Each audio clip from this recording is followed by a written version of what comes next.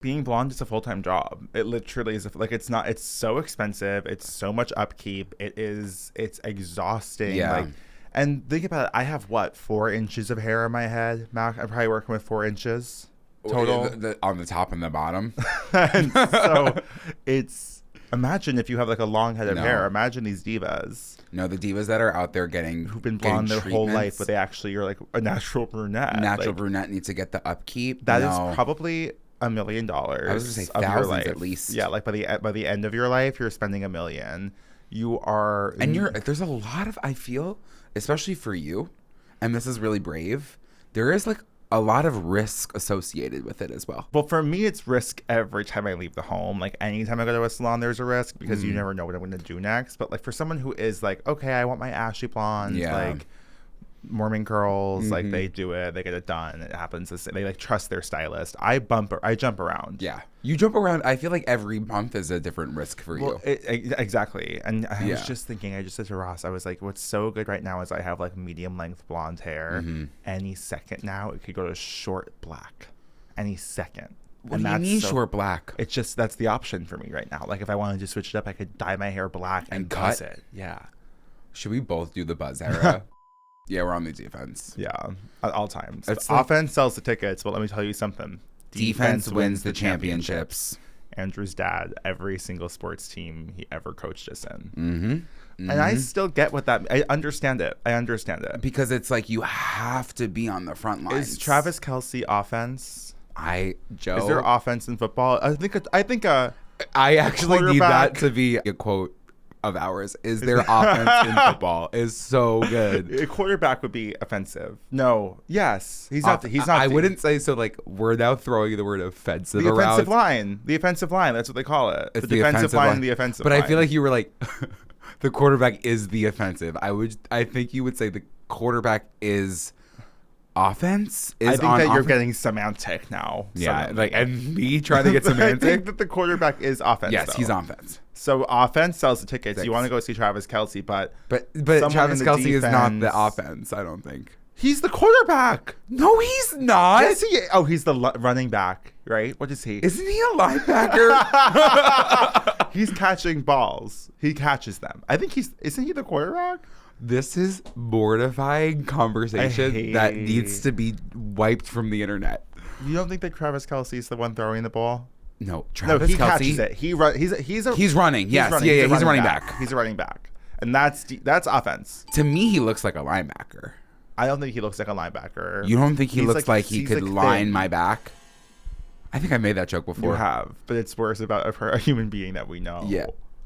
I'm sorry. Wait, don't reveal that. Don't reveal that. Yeah, I do think. I mean, offense sells the tickets. Yeah, defense is going to win the championship. And that's someone who we don't even know. We don't even know who's on the Kansas City Chiefs. No, but I will say that they're usually just like big men. And that was why everyone always wanted us to be on the D line. Yeah. Yeah, and I think we certainly made our way to the D line. Whoa. Yeah, I'm lining up for D. And speaking of D, you guys, it was only a matter of time till we got vulgar, disgusting, and depraved once more. Well, everyone knows I've been begging for it. Everyone knows I've been waiting for it. I just think about it. I haven't had a disgusting conversation about a penis with anyone. No. With anyone, let alone my closest friend in front of 2 cameras and lights. And you know what's so beautiful for everybody that's listening at home? It's like, we don't even care about monetization. Like, we don't care about making money. What would we make on YouTube? $1? $1? It's not really worth it. $1? And to really do what? And and if we wanted to upload it to YouTube, we would have to bleep out every single time we said cock. Like, that just doesn't Kenzie work. Do that. Yeah. No, we're not making our editor do that, like, at all. No. So today is going to be an unfiltered conversation. Your shirt looks like a little cake. Mm-hmm. Did you icing? Yeah, it looks like icing. Piped. Yes. Because I figured, like, if we're going to be talking about dick, might as well wear a shirt that looks like piping, even though we just decided that we were going to talk about this. No, do you think it does look like a cake, like in an off-putting way? No, in a cute way. Okay. If I were you, because I'm getting very into DIY fashion, as you know, I would find a cherry applique online, and I would adhese that. Oh, my God. I would adhere that to the lapel, like a little cherry, and then it would really give me like cupcake. That's actually really cute. Yeah. Cherry right here. A cherry right there. You think really cherry here and here? You could do that. You could make nipple pasties. Like nipple pasties, because kind of cutesy, like kind of cute. I can't believe you would bring up the A word and then, you know what on else an I would episode do? What of else I us would talking do? about penis. I would also go ahead and replace those buttons. Maybe I'd replace the buttons with cherries. That's what I would do. And listen, I'm very open to working in anyone's fashion house. I'm very happy to do that in my free time. I have what free time? I have a pretty busy schedule, but I could make room. I could clear up Mondays like that. Yeah, Joe can clear up Mondays. He's been begging to clear them up. No, okay, I can see. I think the cherry buttons would be really cute. Are you? I just ordered 200 assorted buttons from Etsy, so I'll check and see if there's any cherries for you. Okay, so can you just walk me through like one? What are you going through? And two, what are the 200 buttons particularly for? I actually already told you all this. It's that I went to the Lee Bowery exhibit in London. I was really inspired by the strangeness that fashion can be, especially in the DIY space. And so I want to just sew a bunch of buttons on everything. Oh yes, you did tell me like there buttons were on the collar, and I want to put like 50 buttons on my button-down. Wasn't there like almost a fringe moment you're thinking soon? Oh, fish hooks. Yeah, the fish hooks. Yeah, that's cute, Joe. So it's a lot of work, but someone has to do it. You really like you can't sit. You can't sit still. You don't want to. I'm sorry. Am I gonna sit still? What, to die? I'm gonna sew buttons on my shirts before I die. What, am I gonna waste a day? I can't waste a day.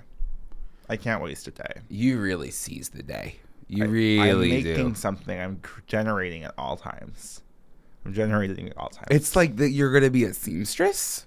No, I just have some. I have some buttons and some needle and thread. Are you gonna get a sewing machine? Did we talk about this? I'm not getting a sewing machine yet. No, I don't think I'm gonna do that. I think I'm hoping that like when I need something constructed, I can commission someone else to construct it.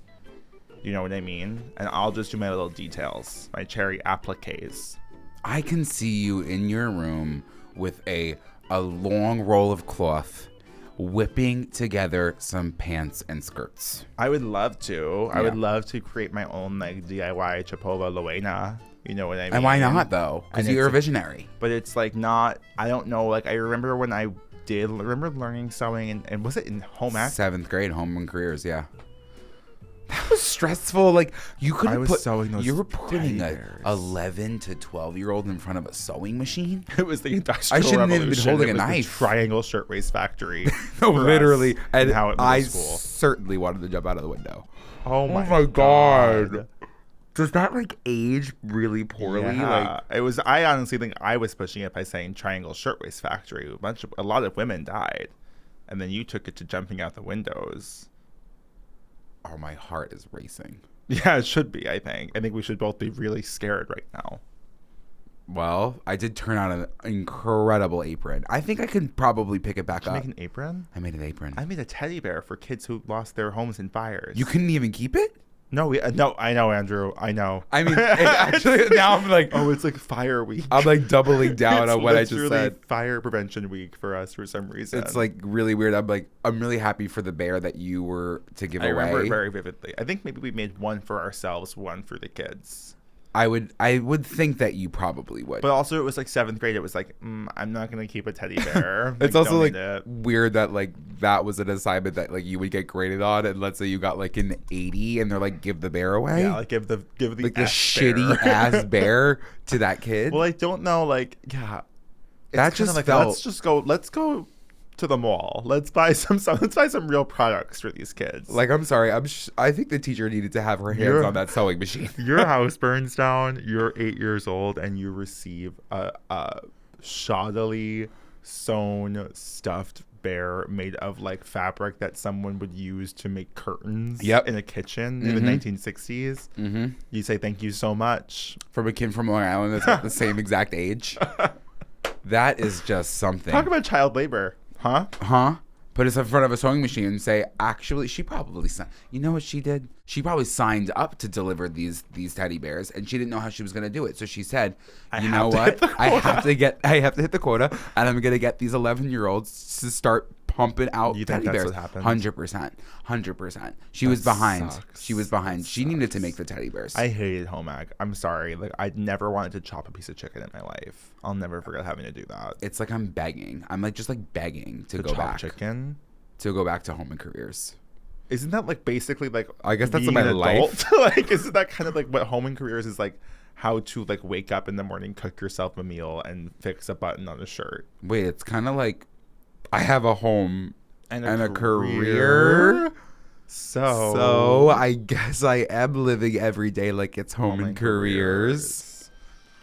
It just feels different. Like when you were in 7th grade and you were like sewing a shirt or sewing an apron, and then you were deciding if you wanted to be a lawyer or not. What did you think you'd be doing at this age when you were in 7th grade? Like, When what did you think? Where did you think you'd be at in life?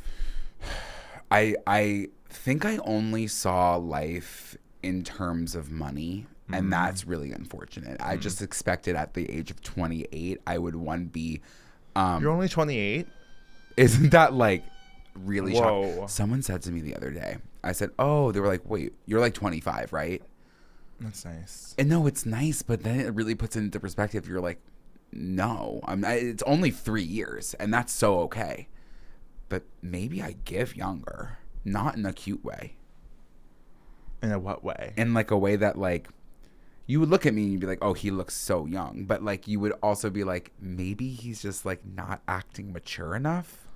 That part makes sense, yeah. And that's That what put it sucks. into perspective. Yeah, that puts it into perspective. Because yeah. I'm pushing 30. I know, for some reason when you said 28, I thought we were both 30. And I was like, why are you acting like we're in our 20s still? I have given up on the 20s long ago. I gave up on those.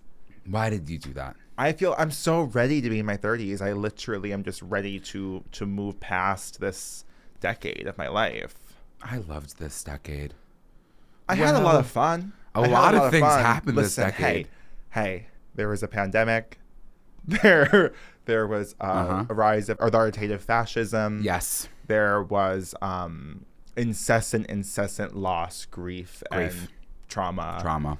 But I came out this decade. you came out this decade. A lot of good music came out. A really good. Think about 10 years ago. Think about like 8 years ago. What? Who was at the top of the charts 8 years ago? 8 years ago? What was that? That was 2017. Miley Cyrus, Bangers. That came out in 2013 for sure. Yeah. And she was already like 3 albums past Bangers. What is it, like Pharrell? What's Pharrell's song?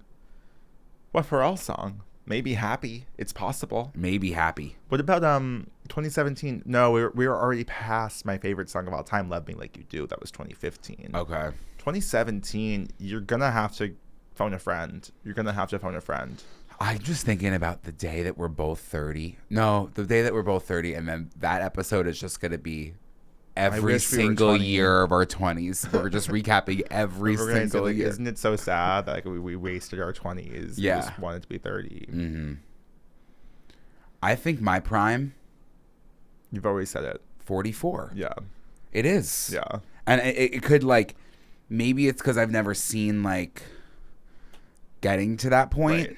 But I think that every day right now is a miracle. Right now, we're really grateful that Veronica's prediction seems to be going wrong. Veronica can go fuck herself. Oh my God. Oh my God. And I'm really sorry. I actually am really sorry about that. Veronica. I always was a fan of your work. I was always a fan of it. Veronica, I've always literally respected your vision. So sorry. I never want to talk to somebody like that.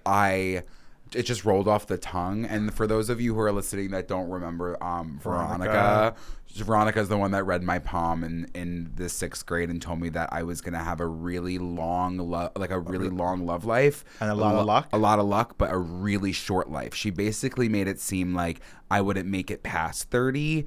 So that is like something that, again, I've said it, but you hold on to that. Mm-hmm. Like when you're that young, all I've been thinking every day I wake up is like, is this my last day? And I know people live like that. I know they do. And then it was reinforced by like Joe for like a period of time. He clung on to that and was like, you're going to get, all he said was like, All I'm seeing is left side. No, it wasn't all I was seeing. I had been in your car on several occasions where we were almost struck on the left side. You had a blind spot on your left side. So I said, you're going to get hit by a car on the left side. You remember that car accident I was in? And it was the left side. And it was the left side. Yes, because you're not looking at that left side. I'll tell you that. Can your neck not turn that way? I maybe have a blind spot. Can you try to turn that way?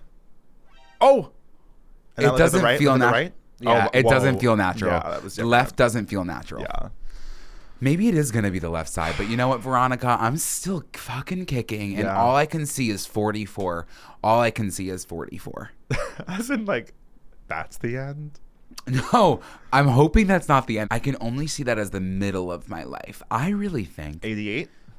88 for sure. I think that medicine is going to... I was going to say with enough medical intervention. And lately, I've been trusting medicine. Mm-hmm. And I'm saying if they came out with a drug and they said it will make you last a little bit longer, I'll go into the trials. I don't need to extend it. I don't need to push it. Like, you know what I mean? Like, I'm happy with the hand I get. I don't need to do anything beyond what's normal, as in, like, just eating right and exercise, which I don't really do either of. Sorry, Paulina. Oh, I eat right. I eat all right. All right. But I don't need to I don't need to push the limits of my body's, like, time here. I'm very happy to go when I'm ready to go. Oh, see, I want to try it out. I'm like, if they want me here till 120. Why would you want to be here any longer than you have to? Well, because this is what I foresee. And maybe this is going to be great, because when it happens, I put it out there. And not that it's needed, but I just see us progressing there. They're going to give you a drug, and they're going to say, you can take this drug. It's going to make you last longer. You can take this drug, and it's going to make you stay this young looking. So I'm going to be 120 looking like I'm 53. And with the internal organs of a 120-year-old? But you can still do whatever you wanted to that organ down there. Probably not. You don't think you can put something in there? Ew. Ew. Ew. Ew. Ew. Ew. Ew. Like what? Ew. And like, so You're what? referring to your asshole as an organ? Is it an organ? I don't want to talk about this. I don't think it is. Good children.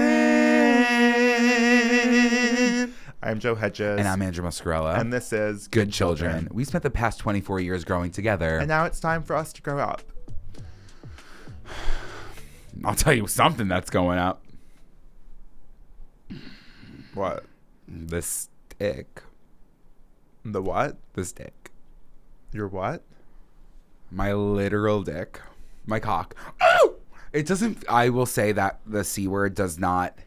It feels hateful. Cock is a crazy word. Cock is, it's like, not a like, word I use in my vernacular, except, like, to be funny. Like, it's not a real... Like, I'm not throwing the word cock around. No. Let me see your cock. No. Am I Katy Perry? Like, no. Absolutely not. Yeah, Katy Perry, like, she kind of, like, she ruined that one for a lot of people. She occupies that space. You know what I mean? Of saying cock. Yeah. Yeah, I guess it's kind of like, how many times can we say cock in this episode? And who's to say until the cock crows? You know what I mean? I don't know what you mean. Oh, yeah, I get why cocks crow. Speaking of cocks crowing, recently was walking past the fucking slaughterhouse. Why does that shit stink? Why does that shit stink? Because it's dead birds. And they're like organs. Like, what do you mean? Why wouldn't it stink? But, like, can't you, like... Oh, I mean, Febreze Have you ever walked exists. past and seen a lot of feathers on the floor? Yeah, all the time. Yeah, it's so crazy. Ew, and there's a water. lot of slaughterhouses in Bushwick, and we pass by them pretty frequently. It freaks me out. Yeah. Sorry to all the cocks out there. The smell of a slaughterhouse. No, how did we get here? I'm sorry. The smell is just It's like, I'll never forget a road trip with my family and, like, driving past a slaughterhouse and just the smell. You know. If you know, you know. If you know, you know. If you don't, you're welcome. If you don't, good for you. Yeah. I'm cold. Joe, I'm freezing. You got thermal socks on. It's almost April. Because we don't have heat in our apartment. So we haven't had heat in like 2 to 3 weeks. And for a solid week, I wasn't home. And I come back and the heat's still not on. And no one did anything. People were just keeping the oven on. I have heat down here. I didn't get upstairs. I got a lot of heat in my room. I also wasn't really here when you were gone. You were gone for like 4 of the 7 days that I was gone. Yeah. Well, a lot of oven work. So let's actually talk a little bit more about ovens. What could you possibly be saying? What does that mean? Holes. Cheeks. Opening up the ovens. I want you to continue speaking. It's like baking cookies in the oven. Bottoming. This episode is not about bottoms at all. It's about just dick. Yeah. It's about purely penis. Are you confident in my penis? Mm-hmm. I'm confident in my hard dick. I'll say that. Okay. That's something for sure. I feel like it is. I'm sure it's a pretty normal feeling for a lot of men out there. And also, I guess, like, in general, it's just the naked body. It's like you're just maybe not as comfortable when you take the clothes off. But for men, it's like, yeah, when it's not hard. But I mean, Girl. I guess I can't really possibly act like I'm shy or not confident. Like how I think about it all the time. Like anyone who wants to see me naked just needs to go anywhere I talk about, and I'm naked in all of those places all the time. So it's like part of me is like, I guess I don't really give a fuck. Yeah. You know what I mean? Yeah, I will say that, like, I still have some shame. Recently, at Equinox. Oh, do you? I'm holding the towel around my little waist. Where? As I'm taking my pants off. Oh, come on. Yeah. And then this is the most embarrassing. This is the most embarrassing part. The pants are off. The towel is on. My shirt's still on. My shirt's still on. Okay. Now, so you hate yourself. That's what we're determining here is this is just self-hate. So it just feels because I guess it's like your natural male body, sure, but like when it's like a packed locker room, like they don't need to see me right now. They're right next to me. I'm in locker 112. They're in locker 113. Yeah, I'm bending over. My hole is spread. Completely naked, doing my literally organizing my clothes just naked. It's a locker room. It's a locker room. We used to be a country. I mean, it's like, go ahead. No one cares. No one cares. And that's the lesson we're going to all learn. You don't think anyone cares? People are caring. People care, but I don't really care about the people who care. Do you know what I mean? Like those people in particular aren't necessarily like my tea or my vibe or my chosen family. I don't think that they're caring in a negative way. I think they're caring. So amazing. Go ahead. Great. I guess. You're an exhibitionist. In some ways, yeah. I literally I just love being observed. Yeah. You know what I mean? Like I do enjoy that. Like not even in like a sexual way sometimes. Yeah. I think it just comes down to nudist. You're just a nudist. I love being naked. Yeah. And if someone wants to look, they just look. And you're like, hey. Well, I think that's probably why I'm a lot more comfortable in a locker room now is because of a place like the Korean spa where like you walk around naked the entire time. Yeah. So I'm like, I think that you have to get used to, again, the penis of it all. The soft dick is a strange thing to present to the world. Yeah. But when you do it for like 4 hours straight at a spa, who really cares? Yeah. Who really cares? No one. And I will say, you really put it into perspective for me when we were at the Korean spa, and you were judging some people who were putting the little towels over their little peen, and I felt like without directly calling me out, I was also putting the towel over my peen. I think I wasn't trying to call you out in that situation, but I do think it's funny. But it woke me up because I was like, you know what? You're right. We're all here and we're naked. I'm so willing to show the backside. I am down for you to see what's going on back there. Well, I mean, I'm sorry. An ass is PG at this point. You know what I mean? Yeah, you're seeing ass nonstop. It's honestly like asses in fucking every other Instagram slide, every other Instagram story I click through, it's just someone's ass at all times. I can't post ass to my grid. My mom will call me. Yeah, that stinks. Yeah, whatever. So today we're going to be talking about penis, you guys. We're going to talk about penis, schlong, dong, boners. It's just like, you know what I mean? I have footlongs, hot dogs, chicken bake. Okay, so everything's food. Everything is an item of food, yeah, for me. I'm like, let me see your chicken bake. That's so insane. Let me see that chicken bake leak. But you know, we are. Ew. I have to like actually wrap it up, you guys. Well, that's something that you do have to do. Is wrap it up. Yeah. Because you think I have a lot of STDs. No, I didn't say that. Are you sure? Yeah. Okay. Have you been tested recently? Yeah, a few weeks ago. Lots happened in the last few weeks. A lot's happened since that. Yeah, I would go back in. Yeah. So why are we dedicating an entire episode to the penis? I think it's a really fascinating topic, and I think for most of our listeners, regardless of gender here, penis is like, it's pretty intimate, right? Like there's a lot of insecurities that people feel. There's a lot of there's highs and lows to the penis. And I think that there's a lot to discuss. Okay. Me on an interview. Kind of like I asked why we're discussing it, and you said there's a lot to discuss. Wait, I was recently on a date. Oh my God. What did I say in this date?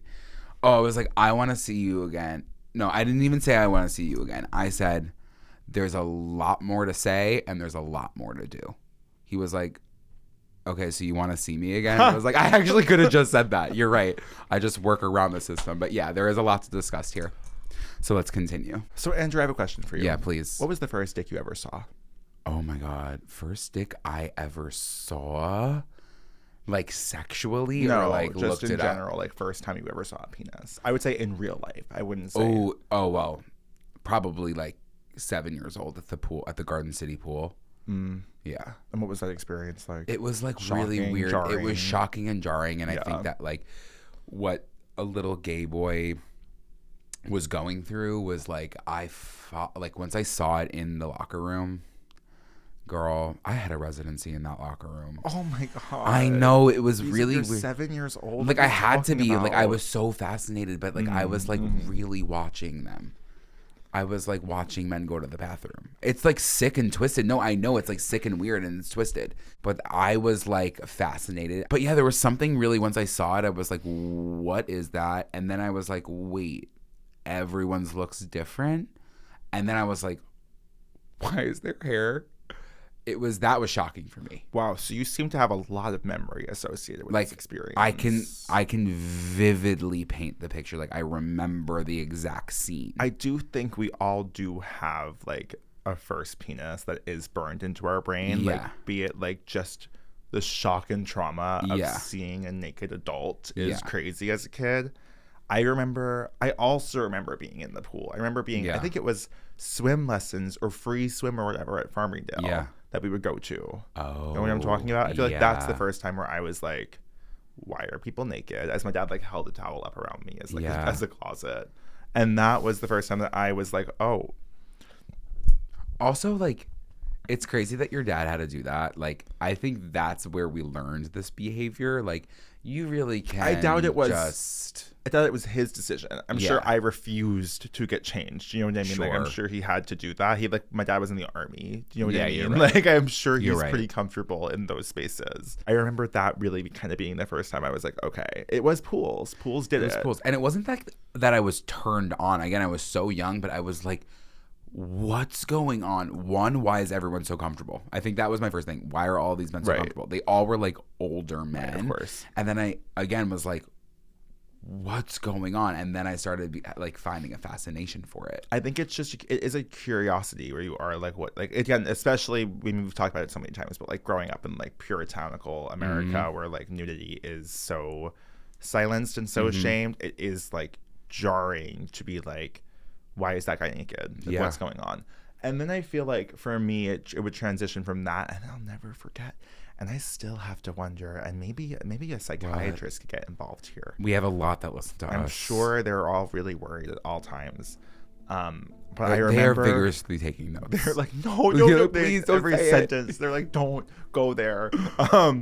I remember I've talked about it before, but both times I fainted in school. Both times I fainted in school. About the dick. It was a penis. It was a sex class, and there was a penis on like the projector. Yeah. And was I literally so overwhelmed by the visual? In like 9th grade, I had seen plenty of dicks. Yeah. On my iPod Touch, but was I so overwhelmed by like just that I literally couldn't take it anymore and fainted in class twice. Genitalia. I remember kind of like freaking out in 6th grade. And then I remember like when the nurse was like, what subjects was it that you were discussing? I was like, flower pollination. Well, in a way it is. Exactly. I think it was like a little bit of all of it. But I just remember like seeing the cross section of a dick. And you were like, yeah. No, I was like, I'm going to faint. Which is like, it's interesting to me that like that trauma response for me and yours being like, no, mine being you start like, camping out. Excuse me? That's exactly how we act to this day in many ways. Yeah, it is. No, I've been able to grow out of that a little bit. That's why locker rooms are still, I think that honestly, maybe it is like some trauma. That wasn't trauma at all. But there's like, something there is something that like, I knew that strange. I was looking when I was like, at that point in my life. And like, I feel really perceived now being on the other side of it, even though I'm surrounded by people that are all are relatively my age. I also am just like, I am getting more confident when it comes to everything down there.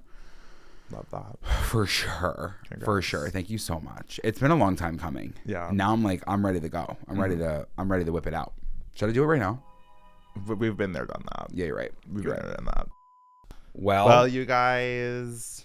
I bet you weren't expecting us to see us on this couch again. And little did you know, 3 years later, we still had it. Yeah, exactly. We've been saying we're getting rid of this couch for years. And and it's the perfect couch to sit on for a dick episode because this couch has seen a lot of dick. of cock. A lot of cock. dick. Yeah. And so we had to pivot because there was some slight noise disruption in our studio space. But that it was a Midwestern woman. She was interviewing someone. She's like, "Do you have any cleaning experience?" And at that point, we had to it was really distracting us. Clean And up like shop. we like it wasn't even like we felt bad talking about cock in front of her, but like she was definitely really loud, and I didn't need her to hear about anything we were going to talk about. Up. Like you can imagine. I mean, we shot it in my parents' house for a little bit, and my mom would listen every week as we spoke, and that wasn't even fun. That was difficult for us to have a strange listener tune in. I guess what's the difference between that lady and them? Whoa. When you put it that way, that lady downstairs and them. They're both listening in. They're both listening, and we don't really know who they are or who she is.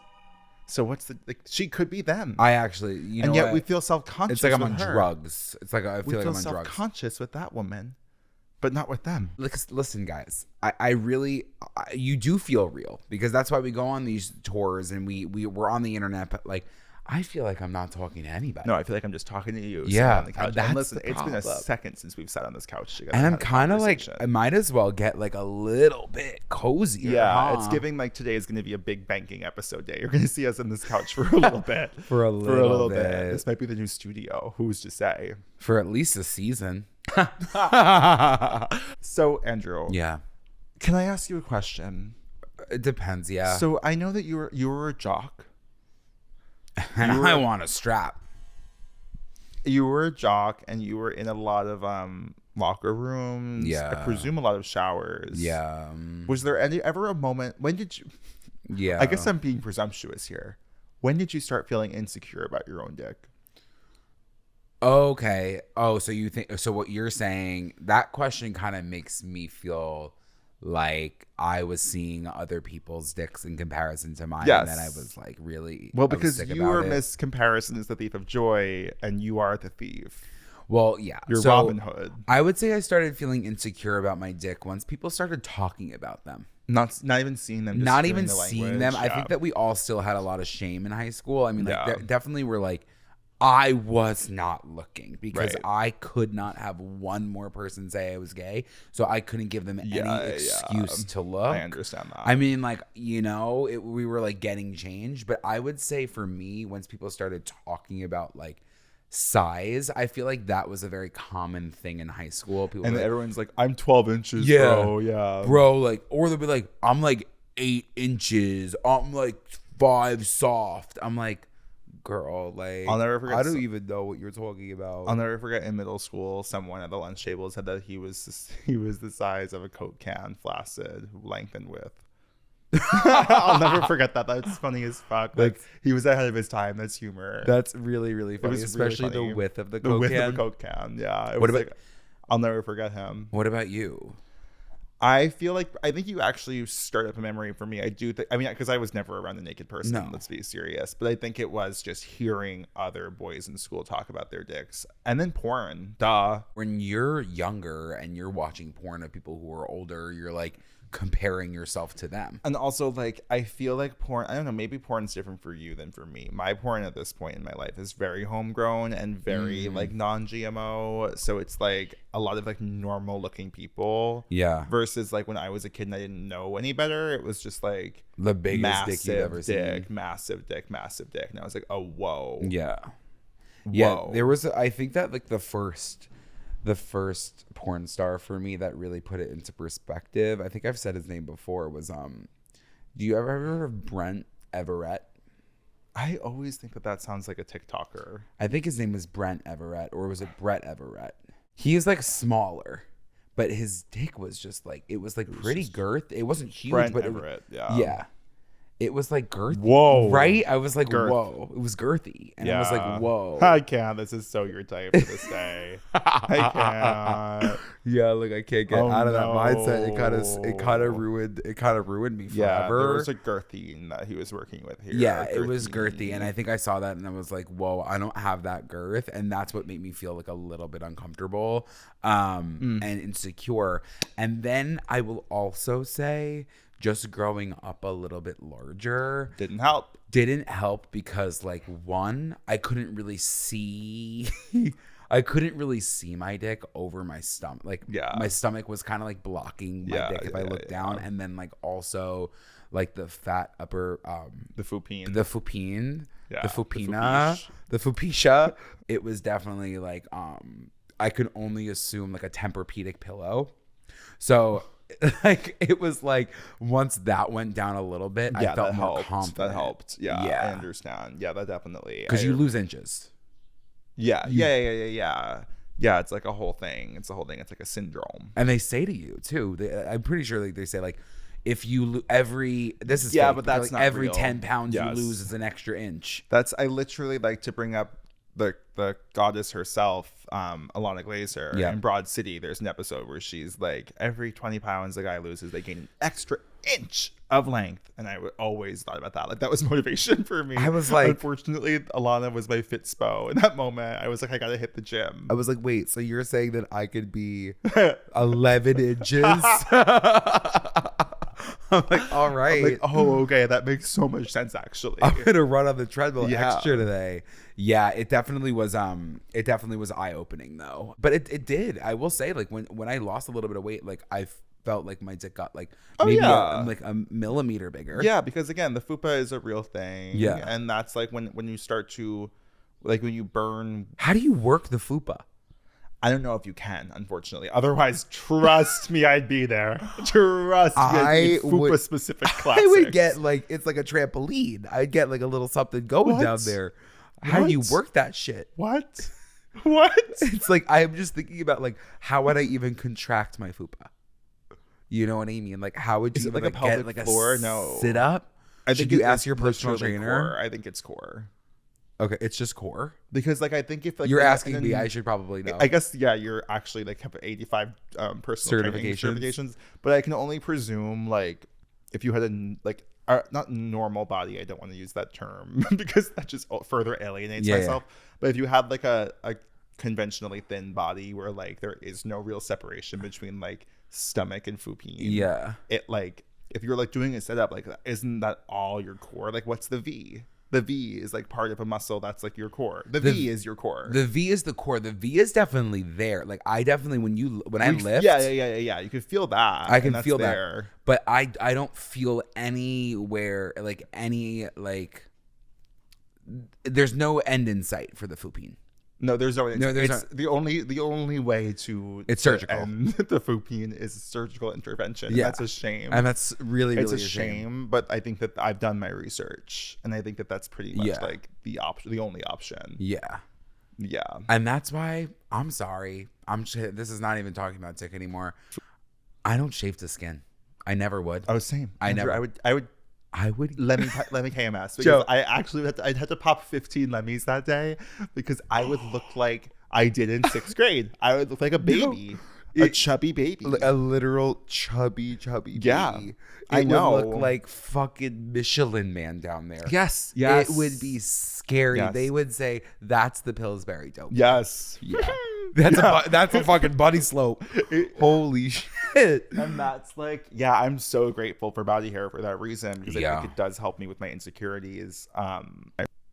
In some ways, even like for like stretch marks, like I feel like I've like lost sight of my own. I also think it's just at some point you gotta give up.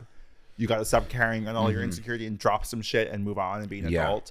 But I think that body hair really masks a lot for me, and I'm very grateful. How do I get more? I know testosterone.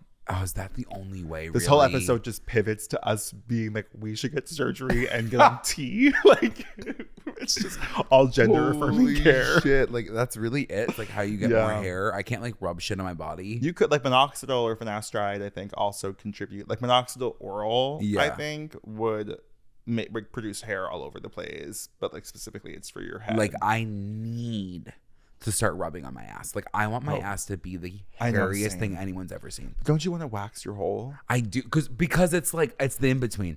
You either want to be so hairy it's unbelievable, or you want to be smooth. So smooth. But like you look at me and you don't think he's gonna be smooth. No, like you don't. Is your ass smooth? Yeah. No. Yes. I don't believe that for 1 second. I'll show you. You don't have to show me right now. Are you sure? I feel like I think there's like an editor I would stand involved. forward. So you want to go? Okay, go ahead. I wish I had my glasses. This is gonna be hard. Wait, you're gonna? Oh, okay. Whoa. Okay, it really is very hairless. Right? And then like towards whole, it kind of there's a concentration of fur. Concentration of fur, just like in a weird way. It's kind of like normal. a pom pom.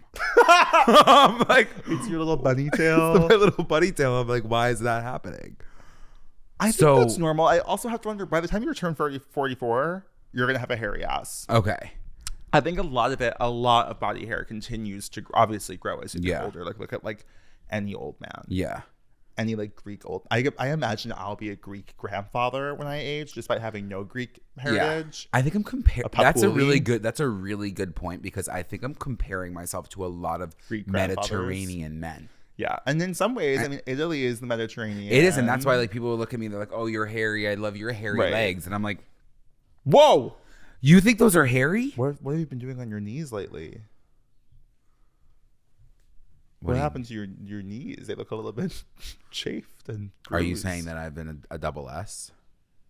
A service slut? I wasn't remotely thinking the term service slut, but I was wondering what happened to your knees. I was on my knees a good amount at the gym. Doing what? There were some like fucking, Yeah. So no, that's another foreign thing. I'm sorry, talking about dick. We'll get back to it. Never really have I ever been like on my knees. On the floor? Never? Have you ever? No, I would say no. Never have I ever. I'd put a finger down, but not often. I feel like everyone's like, get on your knees. No. I'm on the bed, sir. I've got to lay down. I am like, you're gonna be on the lazy in some ways, but there's like certain events, spaces, and rooms you enter where like knees is kind of the vibe. Oh, I'm in a full squat. I'm squatting. Like Nikki on the Anaconda cover. Yeah. Like, it's like my legs straddled. are spread, my cheeks are curving. Yeah. Hair down. Yeah, exactly. Okay, that makes sense. But if I saw bruised knees, I wouldn't say he's been on the floor a bit. People like to make that joke a lot. It was kind of low hanging fruit for me. I know it was low hanging fruit. I'm saying like, I'm sorry. Maybe let's get that fruit a little higher. Let's maybe get that fruit up in the trees. Let's go to the top of the tree. Yeah, that makes sense. That makes sense, I guess. Yeah. So now, Andrew, how much of I want to know, in terms of, obviously we're not talking about topping and bottoming this week. Even though I'm so back. I'm curious your thoughts on, did your dick or your relationship to your dick contribute to how you saw yourself as a top/bottom in identity as you grew up. Yeah, I could for sure tell you that my dick, or how I perceived it, made me immediately say I'm a bottom. Oh God, there wasn't even top in sight. I really, really was so deeply insecure about so many parts of my body that I was like, it is so much easier to flip onto my stomach and say, you can do whatever you want. And now I have another. Could barely even get hard. Okay. It's amazing. It's amazing. It's amazing how this, like, all I have to do is like turn on the tap with Andrew and the faucet starts running. It sucks because it's like and then I'll in like 3 months regret every part of it. Be like, why did I do that? Like, why did I show my ass? Now I'm on the couch though, so I'm like extremely so comfortable. It feels like a Patreon. Like, it actually is scary. Yeah, it's really scary. New era. The couch era this whole month. So I would pivot from that because I think I would agree. Although I didn't see myself as a bottom until probably. You've always given top. Thank you. You're the only person who would say that. Really? If you ask them, if you ask the internet, we're two bottoms bumping purses every week. And we've had this conversation before. It's just because we're in touch with our feminine side. In touch with it. And they're genuinely so jealous. They're so jealous. It's so crazy. It's so crazy because you know what? But there is like we know there's a shame around bottoming, obviously, and like down to the point like I will call you a bottom, and it gets you upset, and like both of us are participating in the shame in that. Like, but call me a bottom now. Are you a bottom? There's no more shame. Right, that's what I'm saying. But it's interesting how even like we lean into those stereotypes where we also think it's stupid as fuck, but like there is something to it where topping using the penis is seen as a superior situation. But then I think I'm sorry to you, and I'm really sorry to Ross. But then I look at couples and I immediately assume. Well, yeah, but I'll be like top, bottom. You know what I mean? I think sometimes it's attributed to height, unfortunately. Well, yes, and I mean like I'm 6'3", Ross is 5'6", so there is kind of like implications just with that height dynamic. But I also think that is a very old-fashioned way of looking at it and very gender binary way of looking at it. Yeah, it is. I was recently with a 6'6" bottom. That is like so sexy. That is so sexy. Like I'm obsessed with that. Yeah, it was definitely a learning curve. Physically. I know. Yeah, I know. It's crazy. Nothing works the way it should work. Nothing fits the way it should fit. Nope. Like, you have to pose in different ways. Never felt smaller. Yeah. You're like a little koala. Yeah, I'm like, okay, please. It's horny. Here's a who. Anyways. Wow, this really does feel really relaxed and open. I know. So then like also what about and these are all discussions we've had before, but I think that again for me, like growing up, I don't think I understood what like a circumcision was. No. For way too long. Like I didn't understand why my dick looked different than the dicks I saw in porn. Yeah. For so long. You were your own, because I mean like I guess it's like America, so you really are tending to see cut dick. Yeah. It is so interesting when it comes to circumcision though. It's like I knew what circumcisions were because I was looking it up. It was like I was looking up why does my dick look different? Yeah. Well, and no study showed anything correct. I can tell you that.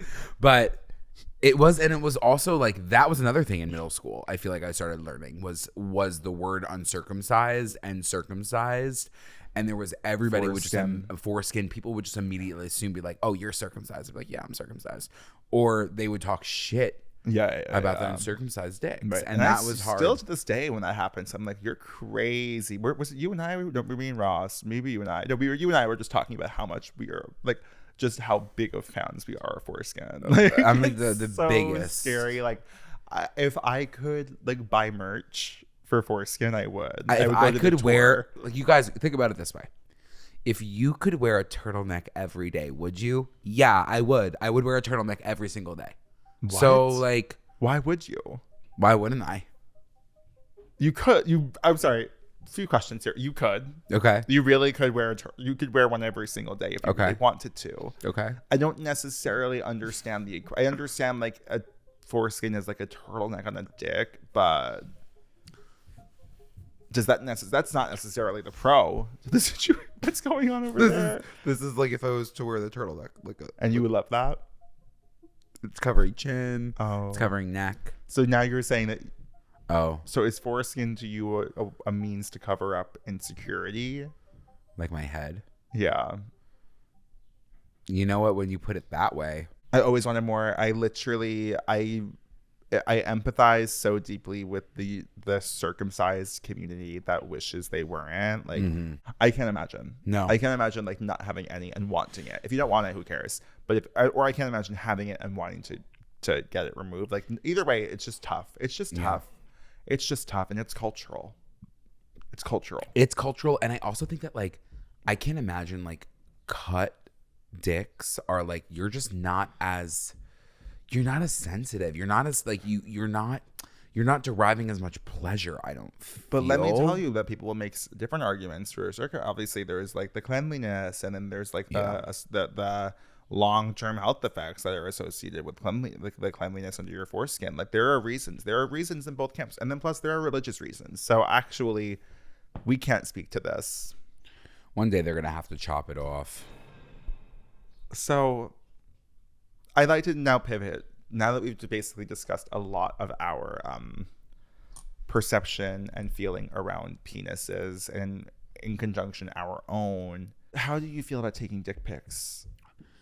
And sending out a dick pic? Thank you so much for asking this question particularly, because Andrew, of course. I don't think I've taken a dick pic in about 3 to 4 years. I'm still sending the same ones from about 4 years ago, which again, not much has changed down there. What's the point? So it's so fine. I haven't gotten to a place though where I feel like really confident about the picture and the angles I'm taking. I feel completely opposite. You feel really good. I know my angle. I mean, one thing about me, like in all areas, I know my angles. Like, doesn't matter if it's my penis or my face. Like, I know how to fucking get the picture. Hardest area for me actually is probably my ass. That's like that's a no man's land. That's a no man's land. I'm so down to send a pic of these cheeks. Right. Like, I'm willing to lead, but just before you even say hey. Just start with a cheek. Start with cheek, because then they're like, yeah, let's go. Right, of course. Yeah. That's why I'm like, I've come back around. So when someone asks you for a dick pic, you just like go to the archive, you send. Yeah, just go to the archive, I send it, and you don't feel like proud of it. You don't feel like this no. Is I'm like really the ones that going. I'm sending are like feeling. I feel good about it. Like I'm definitely giving something. Yeah, it's normally like a very similar response. So like that's like it's fine for me in that regard. But can I tell the truth? I've facetuned some pics. Of my dick. I facetuned. This was a few years back. It's just like I wasn't feeling secure about a lot of things, and I was like, you know what? If I gave myself at least another inch or two, oh my god! Like they wouldn't even know. They wouldn't even know. They wouldn't even know. You're catfishing your dick. Yeah, it's catfishing my dick. 100%. Was it worth it? Did you feel confident going into those situations where you lied about your penis size? I felt more. I didn't even think twice about it. I felt more confident with the fact that I could send that picture out and feel good about it. Until they like block your ass. It's like, how do you even go on, you guys? Like, how did I even last this long? So I'm sorry. Let's walk through this. I'm so sorry, actually, on a few levels for walking through it. So you would send a Facetune dick pic where you give yourself an extra, in your own words, inch or two. Then you would show up to the meeting with this person. You would see them. You would participate in some form of sex. No, you're misinterpreting. Oh, just block you immediately upon receiving the image? Yeah. Okay. Yeah, they would block me immediately upon receiving the image. That's difficult. Which is kind of like difficult. Hard to sit with. It's really hard to sit with. Because then you think to yourself, why did they do that? And it really does make you think, like, what's wrong with gay men? Yeah. Like, and I'm not in that part of my life anymore. I literally love gay men, which is so shocking. I love gay men so much, but it makes you think, what's wrong with us? No, there's still so much more that needs to be done. Yeah. And there's a lot. I mean, I still like, people will send pics and not respond to me, even though we were just having a long conversation.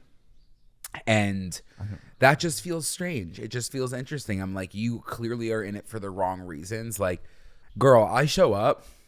I was like Cirque du Soleil. I get the job done. Yeah, literally. Yeah. Like I will swing. It's Shen Yun up in this bitch when I show up. It's Shen Yun pointing toes, and like they're gonna not want to respond. Okay, you're lost. I'm at that point. I'm like, I really am at the point in my life where it is your loss. It's literally your loss. Good. You should be at that point. Yeah, that is the truth. But what about you? Like, what's going on there with dick pics? With dick pics, you were. Like, I've always been a fan of my dick. I feel like every single time I would like potentially open your laptop, you'd be like, "Oh, can you just like go to this?" And you'd be like, "Wait, actually, don't look at the last 15 images because I just took dick pics." When has that happened? I feel like this has happened more than once, at least. When? Where? How? I feel like any time that your laptop is open and it shows the imports or the things, the pictures that were most recent, you'd be like, "Oh, hold on, give me a second. Give me a second." I'm not taking that many dick pics. Maybe it was back in the day. Back in the day, I probably was. Like when I was single, I was definitely more in that game. But I've always been a fan. I've always been a fan of my dick. I've never really had any problems with it. I've learned a lot about it through other people's eyes. You know, and I mean, that's the beauty of human connection, is learning about yourself from other people's perspectives. The eye of the beholder. The eye of the pea holder of the pea holder. Beauty is in the eye of the pea holder. And so I've learned, like the like you said, like you'll hear the same thing about your dick. Yeah. And you're like, oh, okay, this is how it's perceived. That's amazing news. Like that's interesting. So I actively enjoy it. Let me tell you, I'll open up Sniffy's. My picture is my dick. Really? Oh my God. I'm anonymous. No, my picture is my dick, and I don't care like at all. But yeah, so I enjoy it. Do I enjoy receiving a dick pic? Do I enjoy seeing a dick pic? I think as I've aged, I've cared less. I wanted them so much more in my earlier 20s, my mid 20s. Now I'm like, okay. I'm so fine. I'm so fine without it. Yeah. I'd honestly rather you send a little booty. You know, like I don't know. I know.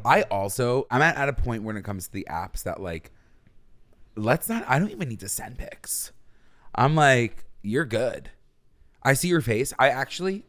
Maybe that's even more shallow. I don't know. But I'm like, one, I need to know what your face looks like. And then I'm fine. I don't care if you have a 3-inch dick. I don't care if you had a gaping hole. I don't. Like, it's so fine. And if people are going to judge you based on your intimate pictures, you got to really get a grip. Well, I don't know why I keep being devil's advocate for the sides I don't stand for. But in that situation, I completely agree with you. But I will say, like, I think that the way that the system has been set up, like Grindr or Scruff or Sniffies, it literally, that is the whole point, is to judge someone for their physical attributes and then say, I never want to see this person again or come over right now. Yeah. So that's why the apps have never really made sense to me, because I kind of also, I'm on your page, and the more like events and spaces I've entered where like it's not about chatting before, it's not about who this person is, it's just about being in the moment and like just deciding if you want to hook up with this person, the more like I have learned actually my type could be anything. I don't really care about literally, it's much more of a vibe than it is the checkmark list in my head of what I think I'm attracted to. Yeah. So that's why, like, the apps to me, like, I would much rather go to a party or go to, like, I guess a party is the only option. Like, go to like a sex party than use the apps. Because it's like so much. You though, I feel like that scares me so much. There's so many different reasons. It's like, one, I feel like on the apps, I can at least, I mean, like, I know that I'm taking prep now, that like I'm fine. Yeah. That just scares me because I'm like, you don't know. At least, I mean, I know they could be lying on apps too, but at least they can state it. Well, and I'm not often really asking. This is really a Patreon episode that we're making public. I'm not really like gonna be penetrating at a party. Yeah. You know what I mean? Like, for that purpose, I prefer PATP. Penetrating at the party. And for that purpose, I prefer not like, and with even prep aside, like I don't need to fuck a stranger or like fuck several strangers in one night and not think twice about it, because I will think twice about it, and I don't want that. So that doesn't really affect you as much. Yeah, because I'm literally like, I'm not putting myself in those situations. I also like that's kind of the end of that. I guess, yeah, I don't really care. I guess I don't really care. I was gonna say, like, I don't need. No, I should maybe try it. Maybe I wouldn't hate it as much. What? Just showing up. Like, I have never used sniffies. I actually don't like really fuck with it entirely, but like, I'm not opposed to it. I think I need to work through some things as well to get on there.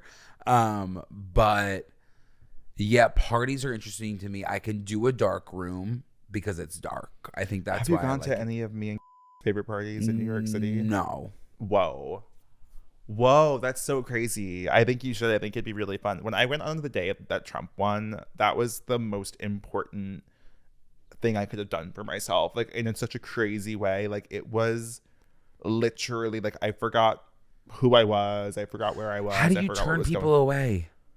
It's really not that hard. It's really not that hard. You make a move on me. No thanks.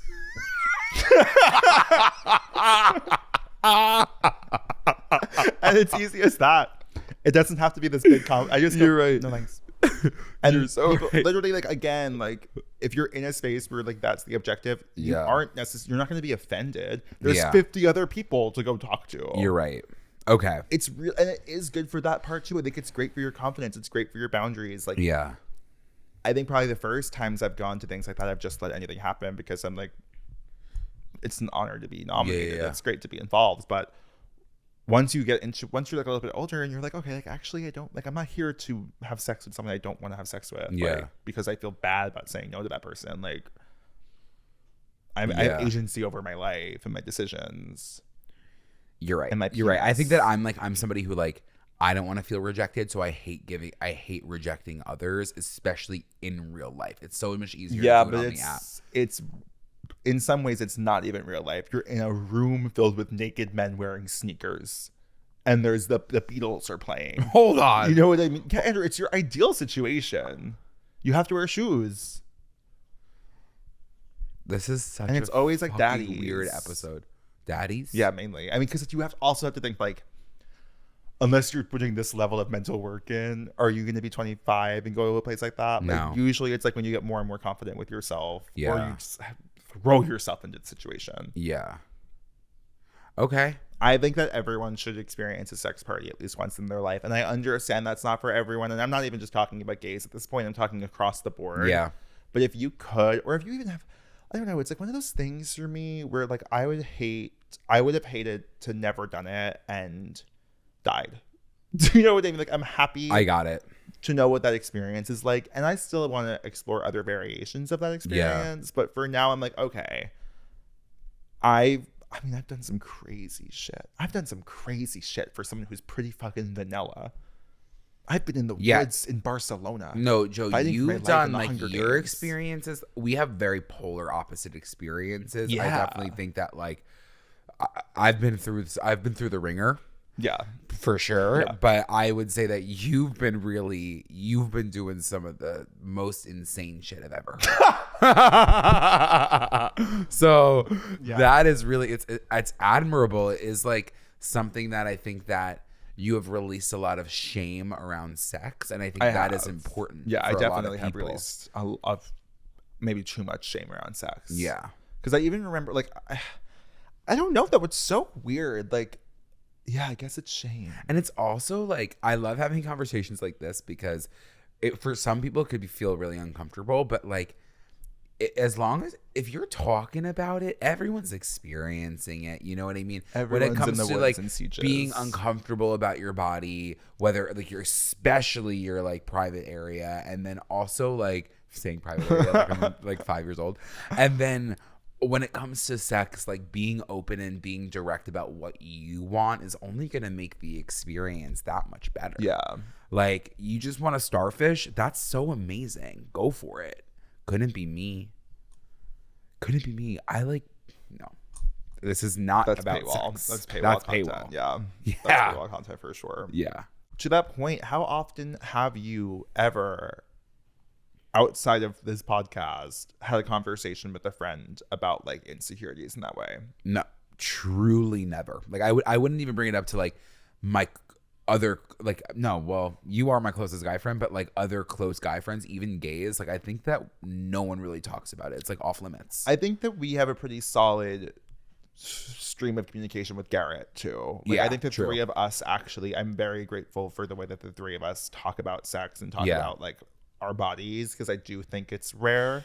But it does. Like, we're all sitting here thinking all these things all the time. Sometimes I feel like I share too much, like with people, and then they won't reciprocate, and then that's my sign that like they're not down. Yeah.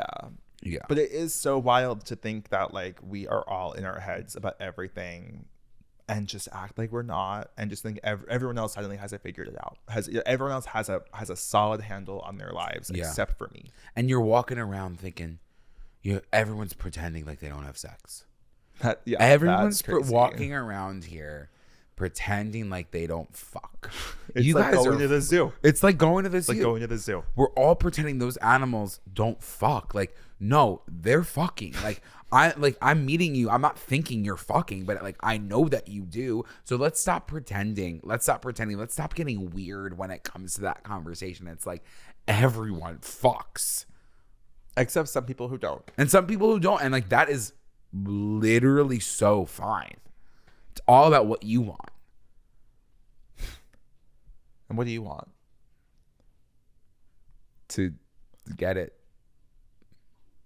What? To get fucked. How has your relationship to dick changed over the years?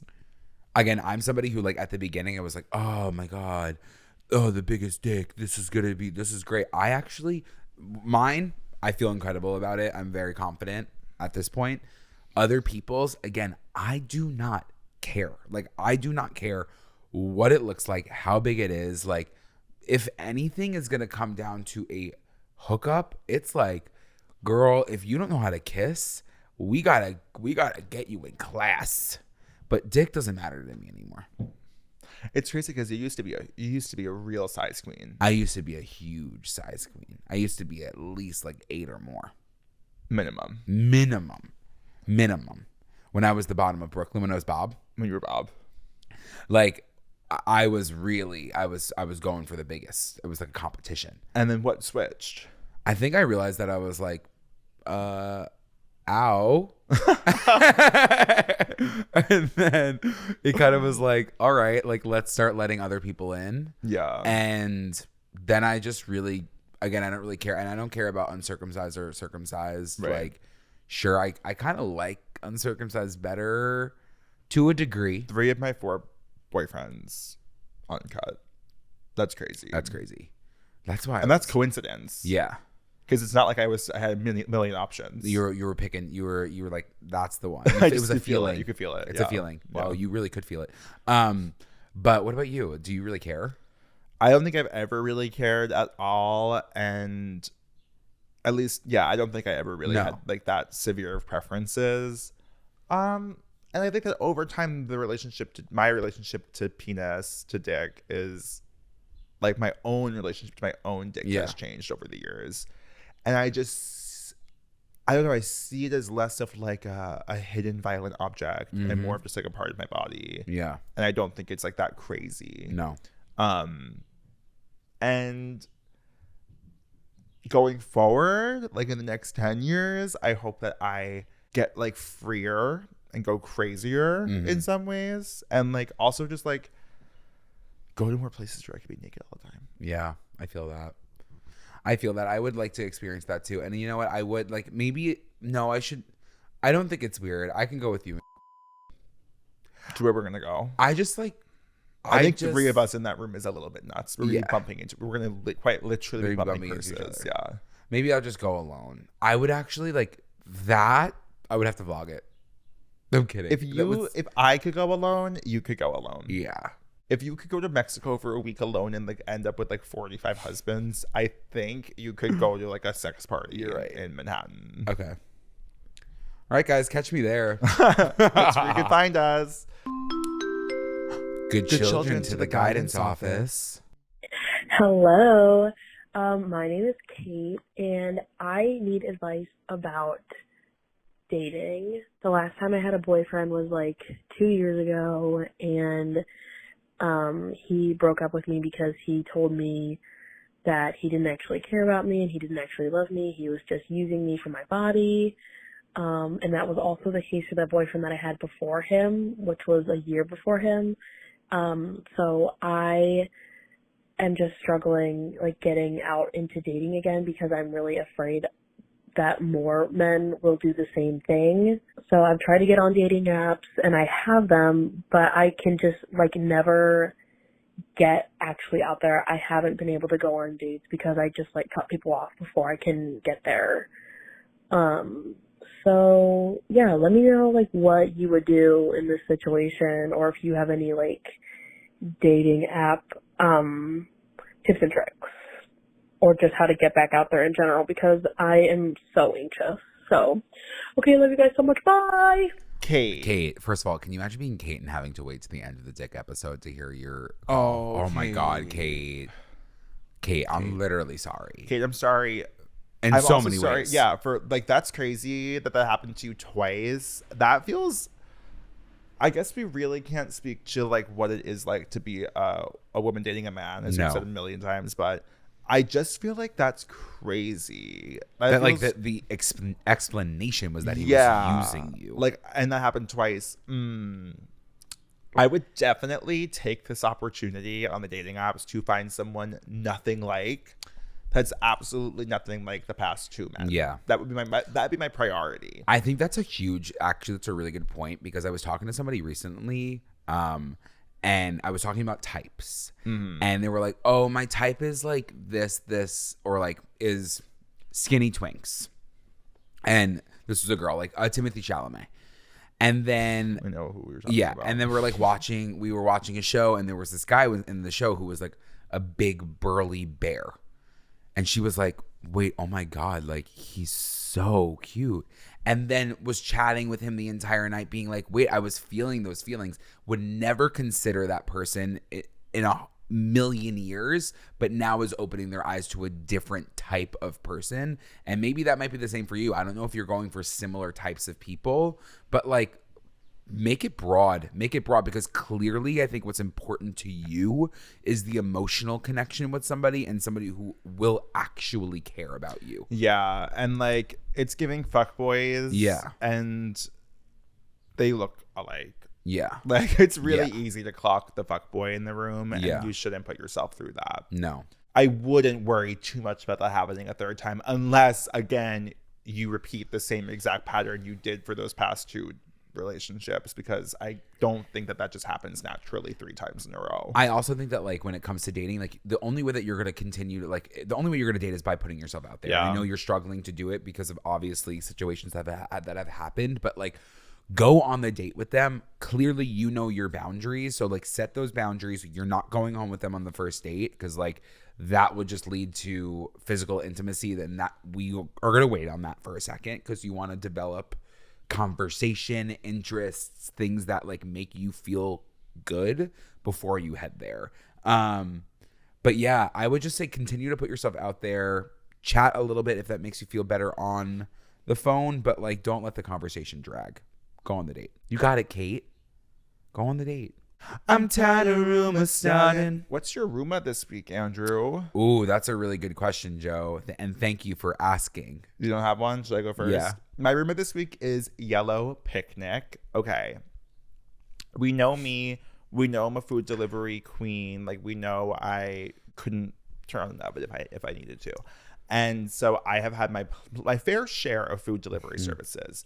And I'm not talking about, like, an Uber Eats. I'm talking about, like, a pre-made meal prepped food coming to my home. And there has been one that, this is not an ad. I wish it was. But I hope to God everyone takes this so seriously if you're New York City based. This is a Latina-owned business called Yellow Picnic. They are delivering some of the best food that you could possibly get in amazing portions once a week to my door. The price is very fair. You're talking $12 a meal, which is, I mean, when you think about the cost of groceries right now, yeah, that's a deal. And you think about Uber Eats. With those delivery fees? It's crazy how much I pay for food delivery. So Yellow Picnic, the food is amazing. I literally am sitting here right now thinking about the fact that I get to eat one when I'm done filming this, and I cannot wait. I highly recommend if you're New York City based and you like have a problem like eating 3 meals a day because you're not like good at planning things like that or good at cooking. So I'm all about Yellow Picnic. Right now, it's my ride or die, and it's saving my life.